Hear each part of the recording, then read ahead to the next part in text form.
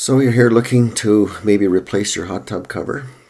I replaced mine about 15 years ago, and it cost at that time over $500.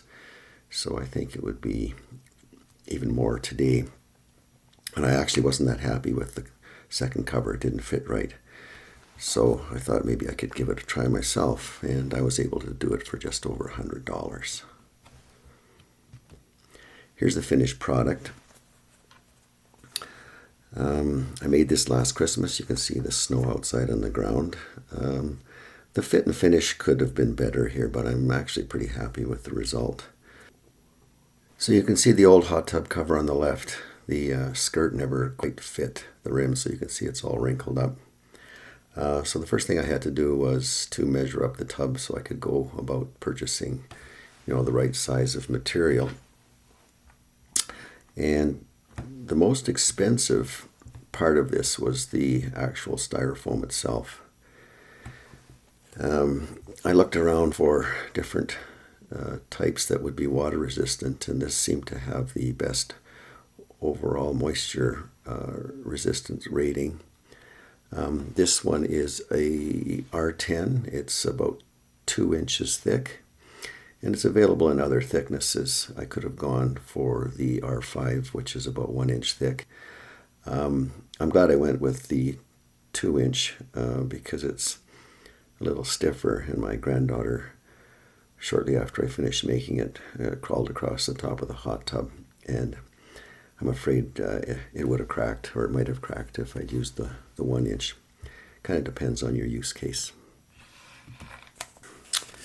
I did my cutting in the garage. When you cut styrofoam, there's a lot of staticky crumbs that fly about. So first I started with a rough cut that was slightly larger than the tub. And that's what you see there on the left here. And once I had that more or less cut to size, I used it as a template for the second piece.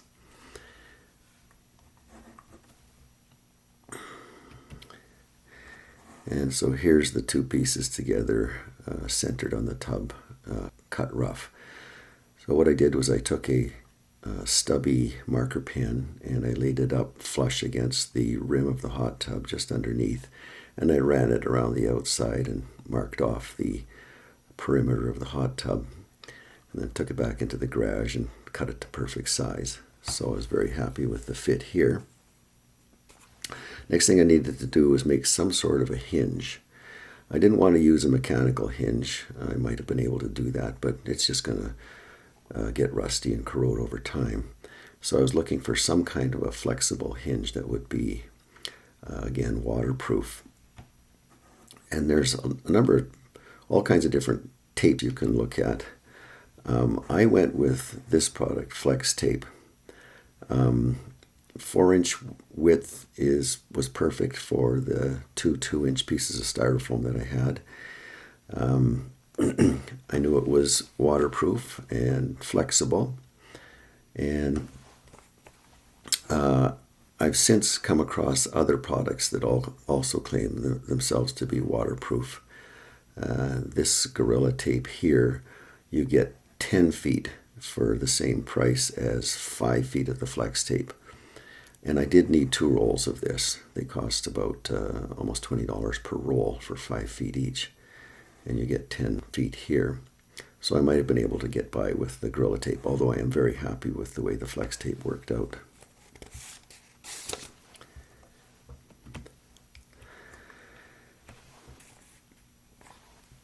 So I took one strip of the Flex Tape down the middle, and this was actually the most, sensitive or difficult part of it, because this tape is extremely sticky, and if you put it down in the wrong spot and then try to lift it again, you're liable to tear the substrate underneath.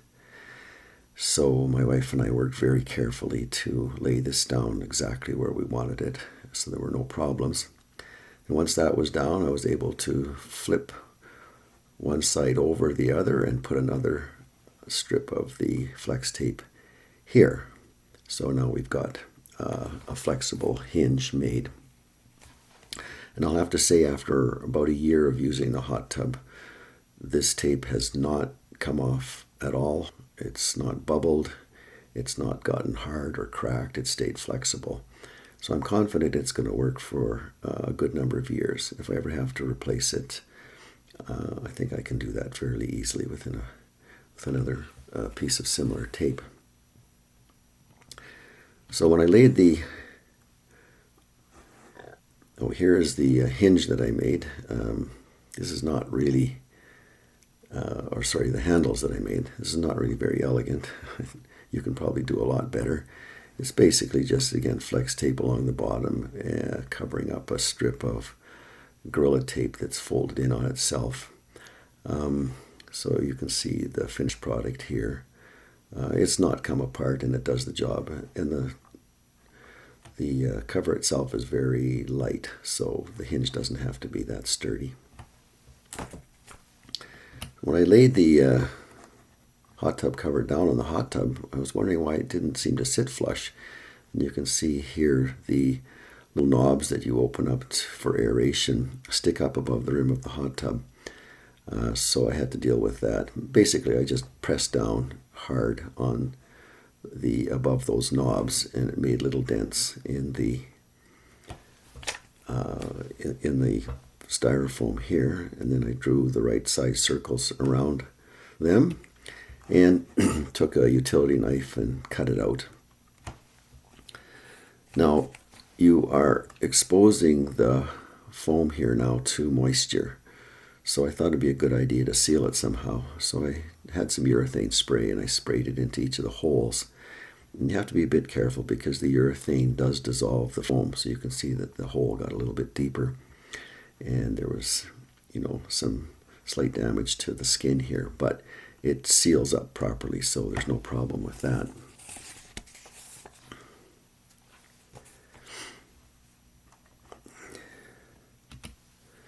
So the last job was to make some sort of a cover for the hot tub. I went out to a fabric store and I got a roll end of this vinyl material. I needed 48 inches to cover the width of one side. And I just laid it down and used the scissors to cut around the outside. And you can see I've got enough left over on the edge to use, and I made strips out of that, which then I was able to glue around the outside for a skirt. The skirt doesn't really do anything in terms of keeping moisture out of the room, but it just hides the black cut edge of the styrofoam, so it makes it look a little neater. There were probably lots of choices I could have made other than this material. My hot tub is indoors. That was an 80s thing. If your hot tub is an outdoor hot tub, you might have to go with a thicker UV-resistant vinyl material, which is a bit more expensive. I could have done this cheaper by using a vinyl picnic table cover of the right size. There's lots of colors and patterns that you can choose from that would fit your decor. So this worked out for me. So that's it. The old cover, I figured if I was to replace it, it would be $600 or more. Over the years, it seemed to absorb moisture more and more. It got heavier and heavier as the years went by. And I did weigh it. I took it off, and it was over 40 pounds with all the moisture in it. And as I said, it lasted about 15 years. I wanted to replace it somewhat earlier, but didn't quite get around to it.